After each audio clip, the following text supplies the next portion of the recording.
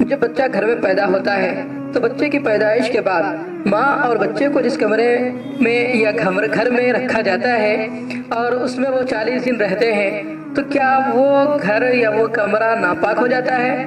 بہت سارے لوگوں کا یہ خیال ہے کہ جس گھر میں بچے کی پیدائش ہوتی ہے، جس کمرے میں اس بچے کو اس ماں کو رکھا جاتا ہے، وہ ناپاک ہو جاتا ہے، یا پھر وہ عورت، نفاس والی عورت یا پھر وہ بچہ کسی دوسرے کمرے میں جائے تو وہ کمرے بھی ناپاک ہو جاتے ہیں۔ اکثر لوگوں کا یہ خیال ہے۔ تو اس کے متعلق شریعت میں اصل کیا حکم ہے کہ شریعت یہی کہتی ہے کہ وہ واقعتاً ناپاک ہو جاتا ہے؟ نہیں، ایسا ہرگز بھی نہیں ہے۔ 40 دن بعد اس کو بہت سے گھروں میں صاف کیا جاتا ہے اور گھر کو 40 دن ہونے کے بعد دھویا جاتا ہے اور کلر وغیرہ مارا جاتا ہے، چنا لگایا جاتا ہے، روغن وغیرہ لگایا جاتا ہے۔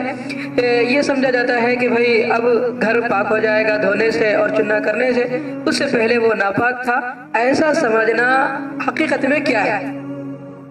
اسلام میں کیا ہے؟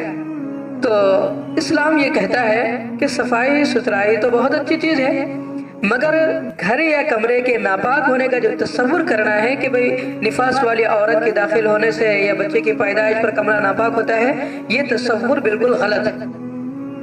البتہ جہاں پر گندگی لگ جائے تو اس جگہ کو دھو لینا ضروری ہے۔ پورے کمرے کو دھونا، پورے گھر کو دھونا، اس کو کلر کرنا یہ ضروری نہیں ہے۔ جہاں پر گندگی لگ جائے تو وہاں پر دھو لے، اور یہ سمجھنا کہ بھئی اس سے اچھوت ہو جاتا ہے اور گھر جو ہے سو گندا ہو جاتا ہے، ناپاک ہو جاتا ہے، یہ وہم بالکل باطل وہم ہے، غلط وہم ہے، غلط تصور ہے۔ اس کا اسلام سے کوئی تعلق نہیں۔ نہ نفاس والی عورت کے کسی کمرے میں داخل ہونے سے گھر ناپاک ہوتا ہے، اور نہ ہی کمرہ ناپاک ہوتا ہے، اور نہ ہی وہ بچہ کسی کمرے میں داخل ہونے سے کمرہ ناپاک ہوتا ہے، نہ ہی گھر ناپاک ہوتا ہے۔